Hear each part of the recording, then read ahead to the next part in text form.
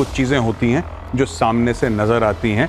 मुझे ऐसा लगता है कि सरकार, और मुझे विश्वास है, सिर्फ लगता नहीं है, मुझे पूर्ण विश्वास है कि सरकार ने काफ़ी कुछ ऑलरेडी कर दिया है। थिंग्स आर इन मोशन, और अचानक एक दिन सवेरे उठेंगे तब पता लगेगा कि बीती रात ये हो गया। सर्जिकल स्ट्राइक्स के साथ भी यही था। जब बालाकोट हुआ किसी को कुछ पता नहीं था। इनफैक्ट इतना सीक्रेट कि फौज के अंदर नहीं पता था कि सर्जिकल स्ट्राइक्स होने वाली हैं। बहुत कम लोगों को पता था। और इनफैक्ट इंडियन आर्मी में सीनियर लीडरशिप के काफ़ी हिस्से को नहीं पता था। जो लोग रेलिवेंट थे सिर्फ उनको पता था। तो अगर आप मिलिट्री स्ट्राइक करते हैं, अगर आप एयरफोर्स का इस्तेमाल करते हैं, नेवी, आर्मी का, जो लोग रेलिवेंट हैं उन्हीं को पता होंगे। हम लोग न्यूज़ मीडिया से लेते हैं। मीडिया क्या, यहाँ पे जब मैं कह रहा हूँ, उस दिन हम INS अरिहंत के बारे में बात कर रहे थे, मैंने बोला था कि नेवी तक वालों को नहीं पता होता कि अरिहंत कहाँ पे। अगर नेवी को नहीं पता होगा तो मीडिया को कहाँ से पता होगा? अगर ऐसा है तो ये कुछ ऑप्शंस हम यहाँ डिस्कस कर रहे हैं। आप देख रहे हैं गौरव स्क्रीन पर, ये असल में कुछ लोग ये समझ रहे हैं कि इस समय डिले हो रहा है भारत की तरफ से। ये डिले हो रहा है क्या, नंबर एक, या ऑलरेडी काम शुरू हो चुका है और इसको जो डिले के तौर पर देख रहे हैं वो डिसेप्शन में है? जी देखिए, ऐसा होता है कि कई चीज़ें ऐसी होती हैं जो हो जाती हैं, जो पब्लिक स्फेयर में नहीं आती हैं, और कुछ चीज़ें होती हैं जो सामने से नज़र आती हैं। मुझे ऐसा लगता है कि सरकार, और मुझे विश्वास है, सिर्फ लगता नहीं है, मुझे पूर्ण विश्वास है कि सरकार ने काफ़ी कुछ ऑलरेडी कर दिया है। थिंग्स आर इन मोशन, और अचानक एक दिन सवेरे उठेंगे तब पता लगेगा कि बीती रात ये हो गया। सर्जिकल स्ट्राइक्स के साथ भी यही था। जब बालाकोट हुआ किसी को कुछ पता नहीं था। इनफैक्ट इतना सीक्रेट कि फौज के अंदर नहीं पता था कि सर्जिकल स्ट्राइक्स होने वाली हैं। बहुत कम लोगों को पता था। और इनफैक्ट इंडियन आर्मी में सीनियर लीडरशिप के काफ़ी हिस्से को नहीं पता था। जो लोग रेलिवेंट थे सिर्फ उनको पता था। तो अगर आप मिलिट्री स्ट्राइक करते हैं, अगर आप एयरफोर्स का इस्तेमाल करते हैं, नेवी, आर्मी का, जो लोग रेलिवेंट हैं उन्हीं को पता होंगे। हम लोग न्यूज़ मीडिया से लेते हैं। मीडिया क्या, यहाँ पे जब मैं कह रहा हूँ, उस दिन हम INS अरिहंत के बारे में बात कर रहे थे, मैंने बोला था कि नेवी तक वालों को नहीं पता होता कि अरिहंत कहाँ पे।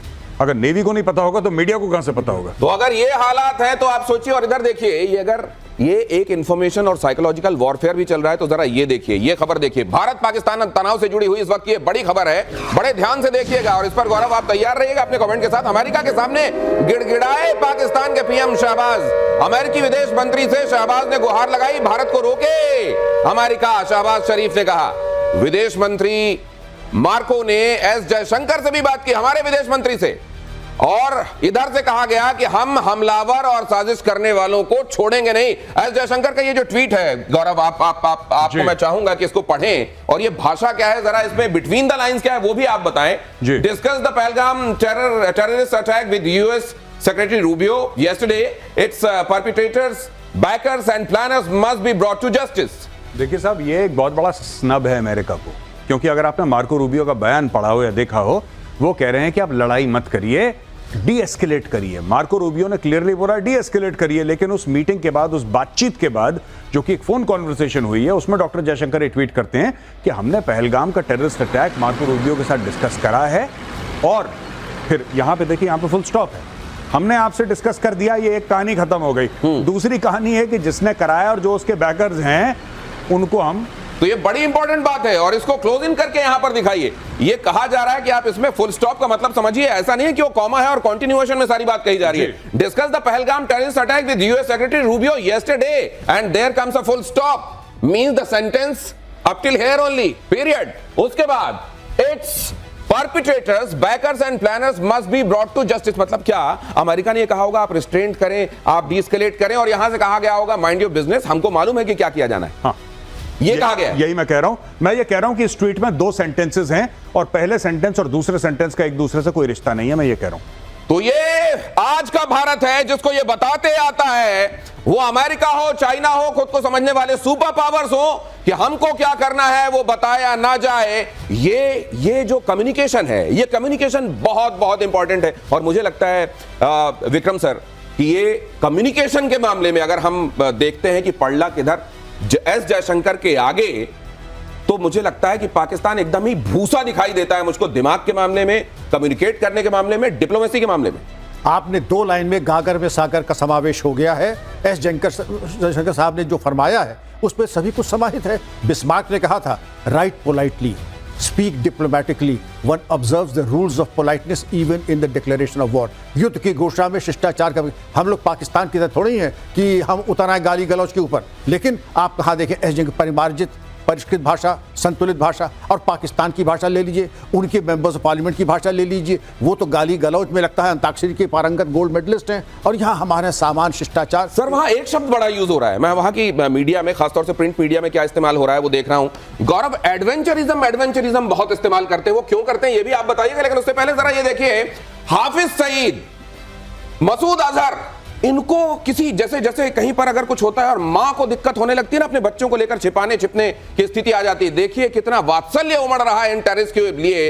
आतंकी हाफिज सईद की सुरक्षा को लेकर पाकिस्तान बेचैन है। पाकिस्तान ने आतंकी हाफिज सईद का ठिकाना बदला, लाहौर की सुनसान कोठी से आबादी वाले इलाके में शिफ्ट किया कि अगर कहीं कोई एक्शन हो तो कम से कम आबादी को देखकर शायद एक्शन लेने वाले सोचें। हाफिज की सुरक्षा में पाकिस्तान ने एसएसजी कमांडोज लगा दिए। अब आप देखिए, टेररिस्ट को बचाने के लिए, टेररिस्ट को सहेज कर रखने के लिए पाकिस्तान हमेशा कितने जतन करता है देखिए, और फिर कहता है कि नहीं हम तो खुद आतंक के सताए हुए हैं। ये एक तरफ किया जाना, और ये हम यूं ही नहीं कह रहे हैं, ये जब आप देख रहे हैं तो अब जरा कुछ और भी मैं आपको दिखाता हूं, जरा वो भी देखिएगा आप। ये तस्वीरों के जरिए आपके सामने रखने की कोशिश करता हूं मैं, जहां पर आप ये देखेंगे कि एक्चुअली इनका प्लान क्या है। क्या ये एक तरफ आईएसआई के मुखिया को अपना एनएसए बना रहे हैं, उस पर तो मैं बाद में आऊंगा, लेकिन वहां के जो पूरी दुनिया में घोषित आतंकी हैं उनको बचाने के लिए, ओसामा बिन लादेन एबटाबाद में मारा गया था, लेकिन उसके बाद बहुत सारी रणनीति छुपाने को लेकर भी वहां पर बदली गई है। जरा उसको देखते हैं, आइए जरा यहां पर फ्लैश कीजिए, आइए बताते हैं कि किस तरीके से सुरक्षाएं बदली गई हैं। अरे दाऊद इब्राहिम को छिपा कर रखा हुआ है, मसूद अजहर को, हाफिज सईद को कैसे प्रोटेक्ट किया जा रहा है जरा देखिए। और ये जरा गौरव आइए और समझाइए, मुझे लगता है ये बड़ा चेंज है, क्योंकि हम जब देखते हैं एबटाबाद वाले मामले में तो एक ऐसी जगह थी जहां उसको एक तरीके से फ्लैट देकर रखा हुआ था, लेकिन अब ये जो जगह है ये बस्ती वाला इलाका भी है और ये बंकर वहां बनाकर छिपाया गया। मतलब एक तो कि अगर कार्रवाई हो तो कोलेटरल डैमेज भी हो, और साथ में शायद बस्ती देखकर लोग गुरेज करें, और वहां पर अब कोई अपार्टमेंट नहीं है, बंकर है। मतलब किस तरीके से इन्होंने अपने आतंकियों को छिपाने के लिए स्ट्रैटेजी बदली है, जरा वो समझाएंगे। आप बताइएगा कहां जूम इन करना है, जूम आउट मैं करूंगा। नहीं, बिल्कुल यही वाला इलाका है जी, ये जो गौहर मोहल्ला है जिसके बारे में बात कर रहे हैं लोग जी। अब ये देखिए ना, ये जो हाफिज सईद का घर, ये जौहर मोहल्ला है, ये सॉरी, तो ये वाला जो इलाका है, और अगर आप पूरे इलाके को देखें, मतलब हाई डेंसिटी वाला इलाका है, यहाँ पे पॉपुलेशन बहुत ज्यादा है, यानी कि कोई भी अगर आएगा लोग आराम से, अच्छा जो हाईली डेंसली पॉपुलेटेड जो इलाके होते हैं उसकी खासियत होती है कि वहां पे रात दिन आवागमन चलता है। फेमिलियर लोग जो वहां के रहने वाले होते हैं, यानी कि कोई अनजान शख्स 2 मिनट में पहचाना जाएगा। ये देखिए साहब, ये मस्जिद है, यानी कि मस्जिद में भी लोग हैं। ये मस्जिद किसके कंट्रोल में है? मस्जिद इनके कंट्रोल में है। ये मदरसा जो है किसके कंट्रोल में है? हाफिज सईद के कंट्रोल में है। और ये जो रिहायशी इलाका है, ये कौन है? यहाँ पे पूरी इनकी टीम रहती है और बंकर इन्होंने यहाँ पे बना रखा है जो उनका घर है। तो यानी कि ही इज प्रोटेक्टेड। आईएसआई और एसएसजी स्पेशल सर्विसेज ग्रुप जो है पाकिस्तान आर्मी का, उसके कमांडो डिप्लॉय कर रखे हैं और ये लोग प्रोटेक्ट कर रहे हैं। अच्छा ये बताइए कि ये तो यहाँ पर आकर छिपा हुआ है, हाँ जी, असीम मुनीर कहाँ छिपा हुआ है? Why is he missing in action? अब देखिए, आप 7 दिन पहले परेड के लिए गए थे, वो अभी तक आए नहीं है। 7 दिन से परेड चल रही है। वो परेड करते करते कहीं लंदन या कहीं और तो नहीं निकल गए? क्योंकि घर वालों को तो परेड कराई थी उन्होंने बाहर के देशों में। जी, घर वाले पहले भेज दिए थे इन लोगों ने अपने जितने, और सिर्फ आसिम मुनीर नहीं, इनके टॉप 3 स्टार जनरल्स ने, लगभग सभी ने, सबके घर हैं बाहर और सबके बच्चे और सबकी बीवियों के डुअल नेशनैलिटी है, कोई ब्रिटिश सिटीजन है, कोई अमेरिकन सिटीजन है। पाकिस्तान का लॉ अलाउ करता है डुअल सिटीजनशिप। सब लोगों ने अपने लोगों को बाहर भेज दिया, पैसे डॉलर जेवर लेकर। ये पैसे डॉलर जेवर लेकर अगर उनको वहां, ये देखिए आप, ये वहां की फौज है। ये इसीलिए कहा जाता है कि बाकी जगहों पर किसी एक मुल्क के पास उसकी सेना होती है और यहां पर एक सेना के पास उसका मुल्क है। ये कितना बड़ी आयरनी है। और वहां की आवाम को इतने सालों में, इतने दिनों में ये समझ में नहीं आया कि क्या खेल हो रहा है। ये बहुत बड़ी आयरनी है दिनेश। एक बार इन्होंने, आपने इनकी मीडिया सुना होगा कि ये बनिए वर्ड का इस्तेमाल किया था हिंदुस्तान, ये बनिए, असली बनिए तो ये है। 1.5 लाख करोड़ का बिजनेस करते हैं, ये आर्मी बिजनेस करती है। ये आर्मी बनी वाली आर्मी हो गई है। नहीं तो ये तिजारत के लिए है कि प्रोटेक्शन के लिए? प्रोटेक्शन के लिए कहाँ। और ये सारा पैसा अपना जो है विदेशों में भेज देते हैं। आप किसी जनरल को उठा के देख लीजिए, उसके बच्चे यहाँ नहीं पढ़ते हैं। उसके रिटायरमेंट के बाद आपने किसी को देखा अपने देश में रहते हुए? ये किस तरह की देशभक्ति है? और देश को लूट रहे हैं ये। सर एक चीज और, ये इसी नक्शे के हवाले से, ये नक्शा एक बार और डालिए डीजीपी सर, आपसे मैं ये जानना चाहता हूं। देखिए, मस्जिद मदरसा अमूमन इन जगहों का देखिए, जब नाम रखते हैं तो लश्कर तैयबा, जैशे मोहम्मद, ताकि उसमें वो जो फील आए ना, वो धर्म वाला फील आए, मजहब वाली फील आए। और देखिए मदरसे और मस्जिद का इस्तेमाल असल में किस तरीके से किया जाता है वो भी देखिए आप, ये इनकी हकीकत है सर। दिनेश जी, ये 36 साल मैंने इसको फर्स्ट हैंड देखा है। ये इलाके ऐसे होते हैं, इनको यहाँ होता है कम्यून लिविंग। अगर मैं आपके आंख पे पट्टी बांध करके कुछ ऐसे इलाके में पहुंचा दूं, आप ये समझ नहीं पाएंगे कि कम्यून लिविंग आप कहां पर है, बांग्लादेश में है, पाकिस्तान में है या हिंदुस्तान में है। और उसका उद्देश्य होता है, ये कोई इत्तेफाकन नहीं, अगर वहां पे कोई हरकत होगी 2 किलोमीटर पे, जैसे आपने कमांडोज भेजे, वो मालूम पड़ेगा स्थिति असामान्य है, अननेचुरल है, खतरे की घंटी, वो सिस्टम ऑफ अलर्टनेस चालू हो जाए। सर मान लीजिए कि यहाँ पे बंकर बना हुआ है, अब बंकर बस्टर मान लीजिए ले जाते हैं, और बंकर बस्टर इस जगह पर अगर यूज होता है तो फिर जाहिर है कोलेटरल डैमेज बहुत होगा। कोलेटरल तो डैमेज फिर होगा। इस तरह की जगहों पर, इस तरह के लिए तो ये तो बड़ा, ये उन्होंने अपनी तरफ से बड़ा चतुराई वाला काम किया है।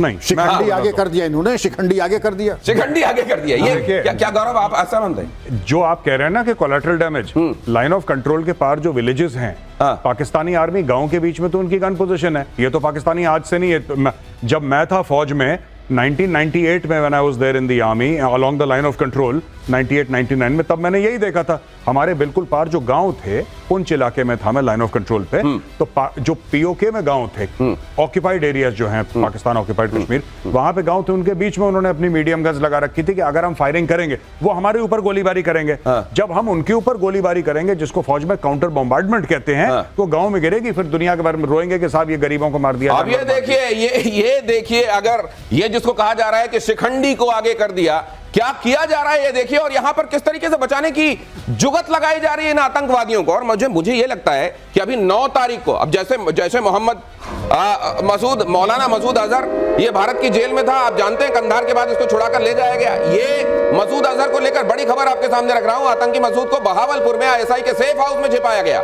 जैश के आतंकी कैंपों से भी आतंकियों को शिफ्ट किया गया है। ये इसके बाद मुझे लगता है किस मुंह से ये दुनिया से ये कहते हैं कि नहीं हम तो खुद आतंक के सताए हुए हैं और आप एक काम करो, हमको मदद देते रहो, जिसको आप भीख कहते हैं। जी देखिए, इनका ये कहते हैं कि हमारे 80,000 लोग मार दिए। ये पाकिस्तानी अक्सर ये कहेंगे, जब भी आप बात करेंगे ना आतंकवाद की, तो कहेंगे साहब हम खुद आतंकवाद के सताए हुए हैं, बिल्कुल, हमारे 80,000 लोग मर गए। Fact of the matter is, ये 80,000 लोगों को मारने के लिए इन्होंने अमेरिका से पैसे लिए हैं। तो जब आपने पैसे पकड़ लिए करीब $35 अरब, फिर आप रो क्यों रहे हैं? अमेरिका ने आपको पैसे क्यों दिए थे? आपको मुशर्रफ का किस्सा वो पता है ना, जब उसने लोग बेचे थे, आपको याद है नहीं याद है? लोग बेचे थे 4,000 आम पाकिस्तानियों को, जिनका अलकायदा और इस्लामिक स्टेट से कोई लेना देना नहीं था, कोई कबाब बेचने वाला, कोई फल बेचने वाला, कोई दुकान में नौकर, कोई म्यूनिसिपैलिटी में काम करने वाला, आईएसआई उसको पकड़ के ले गई, उसको मारा, बोल तू अलकायदा का है, मारा, बोल तू अलकायदा का है। उसने बोला ठीक है साहब मारना बंद करो, मैं अलकायदा का हूं, अंगूठा लगाया, 4-5 हज़ार डॉलर में एक आदमी बेचा मुशर्रफ ने। आप जाके इंटरनेट पे चेक कर लीजिए, पाकिस्तान की रिपोर्ट्स कहती हैं 4,000 इनोसेंट पाकिस्तानीज को अमेरिकन को बेचा और खुद जेब में पैसे डाल के दुबई चला गया है। अपने यहाँ के नागरिकों को आज ले नहीं रहा है वो। बॉर्डर पर अटारी पर पहुंचे हुए हैं लोग, क्योंकि जिनका वीजा खत्म हो गया, उनको जाना था, टाइम जब खत्म हो गया तो सरकार ने खुद ले जाके उनको वहां खड़ा किया कि भाई इनको ले लो अंदर। कहा जा रहा है कि ऐसे लोग करीब 50 तो वहां पर वेट कर रहे हैं कि भाई बॉर्डर खोलो, हमको अंदर ले लो। कह रहा हम नहीं पहचानते। अगर ये बेचने वाली बात है तो ये उसमें स्टैंप भी लगाती है कि उनके लिए अपने नागरिकों की जान कितनी मूल्यवान है। हमले के डर से भागा पाकिस्तानी आर्मी चीफ। जरा देखिए, पाकिस्तानी आर्मी चीफ हसीम मुनीर का अता पता नहीं, रावलपिंडी के आर्मी हेडक्वार्टर में नहीं है। हसीम मुनीर के परिवार के साथ विदेश भागने की खबर। क्या ये संभव हो सकता है विक्रम सर? आपको लगता है ये हुआ होगा? हो सकता है चला गया हो, भाग गया हो।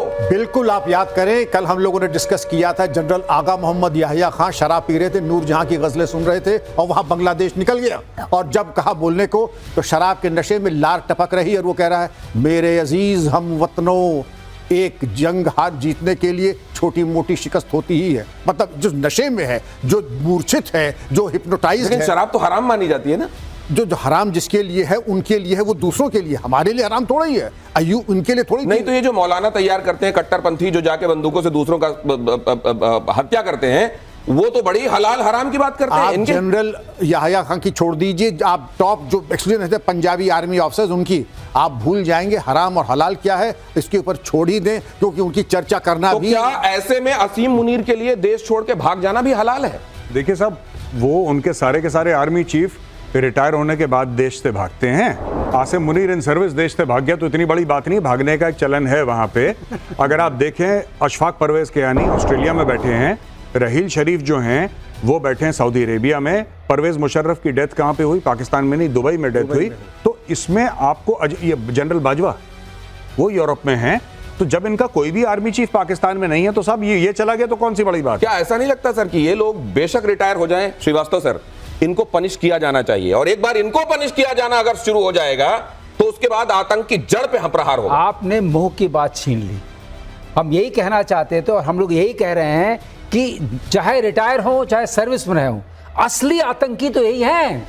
इनको ढूंढ ढूंढ के मारो, इनको मारना बहुत जरूरी है, जिससे जो पैसे लेके भाग रहे हैं अपने ही देश के या लोगों को बेच के जो पैसे आ रहे हैं वो खाने का टाइम नहीं मिले। ये खाने का टाइम नहीं मिलेगा, रिटायर बेशक हो जाए, वहां जाओ ढूंढ के मारो, ये करना पड़ेगा इनके साथ। भारत के हमलों की आशंका से पाकिस्तान शेयर बाजार में क्या हो रहा है जरा देखिए, हाहाकार मचा हुआ है। कराची स्टॉक एक्सचेंज में गिरावट का दौर जारी है, 2 दिनों में 5000 से ज्यादा अंकों की गिरावट हुई है।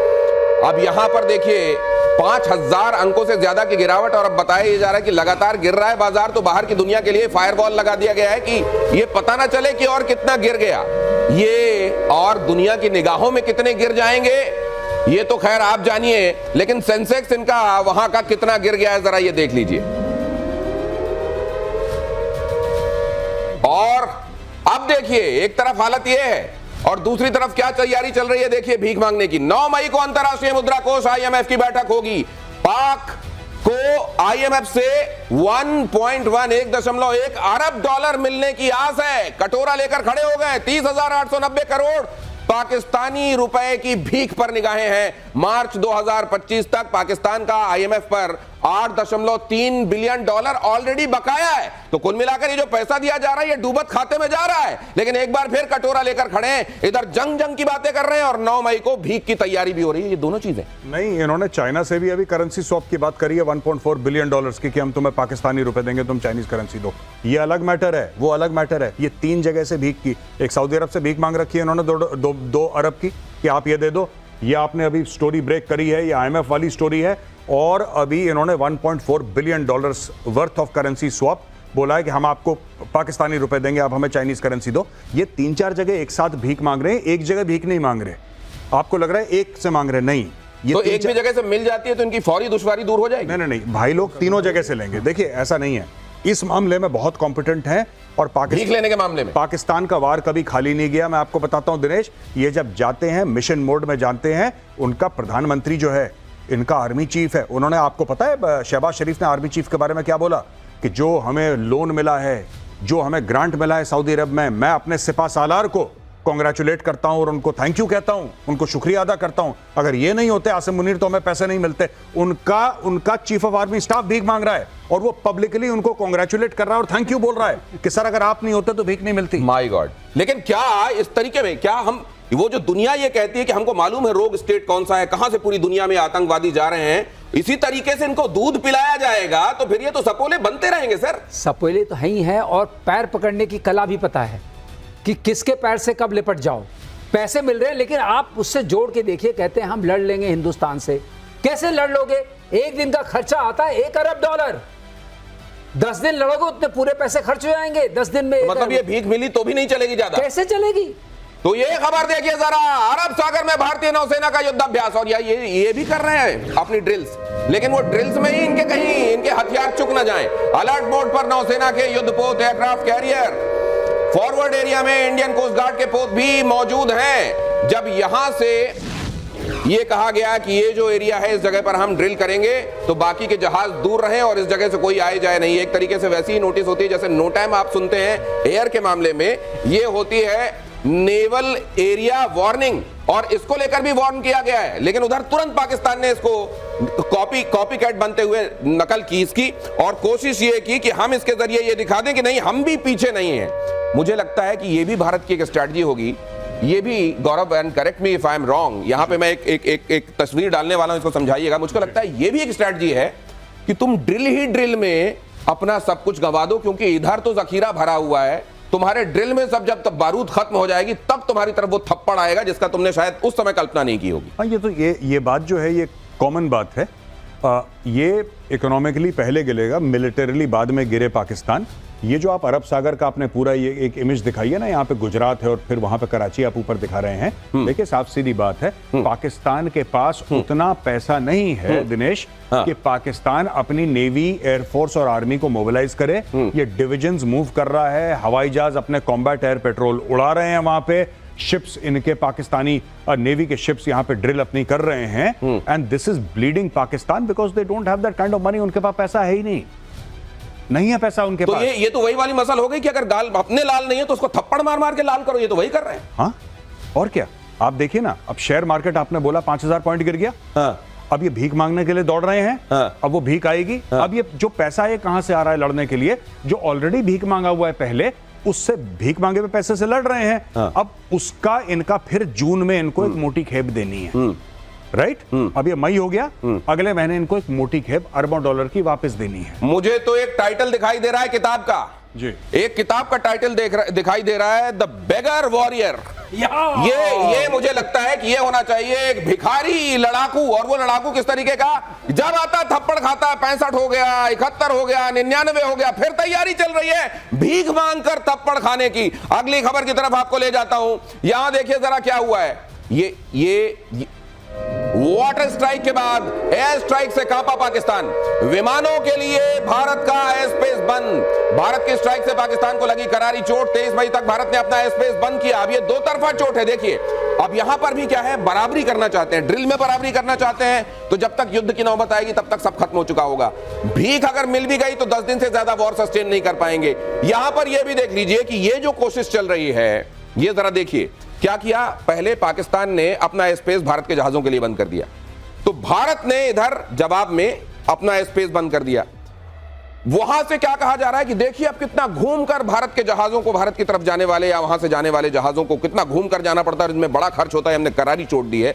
असल में जब कोई किसी के स्पेस का इस्तेमाल करता है, ये बताएंगे एयर वाइस मार्शल, तो उसको पैसा देना होता है। तो अभी तक एक तरीके से उसका जो खर्च दिया जा रहा था पाकिस्तान को, उससे वो हाथ धो बैठा है। मैं बताऊंगा इससे कितना नुकसान हुआ है। और इधर भारत ने जो कर दिया, अपना स्पेस बंद कर दिया, तो जो उधर साउथ ईस्टर्न कंट्रीज हैं एशिया की, वहां जाने के लिए अब कितना घूम के जाना पड़ेगा? पूरा 3.5 घंटे और लगेंगे। ये तो छोड़ दीजिए, पिछली बार जब इन्होंने अपना एयर स्पेस बंद किया था तब हमारे 400 जहाज ही जाते थे इनको ऊपर से, और इनको हम एक हफ्ते में $100 मिलियन का नुकसान हुआ था, क्योंकि हम इनको पैसा देते थे ऊपर उड़ने के लिए। अब तो 800 जहाज जाते हैं हमारे इनके ऊपर से। अब समझिए, और अब दाम बढ़ भी गया है, पहले कम था, तो अब कितना नुकसान होगा? मेरे समझ से 300-400 मिलियन से ज्यादा नुकसान होगा। अभी इसको दिखा भी देते हैं, एक तरफ भीख मांग रहे हैं, दूसरी तरफ जो पैसा मिलने वाला था उसको आपने खुद ही काट दिया। तो ये तो ऐसे है कि ये मुझको वो वाली मसल याद आ रही है कि किसी ने कहा कि ये बाल्टी भर दो। जब बाल्टी भर गई तो उसने कहा एक काम करो, ये तो भर गई, इसमें पेंदे में भी कुछ डाल दो, और उसने बाल्टी पलट दी।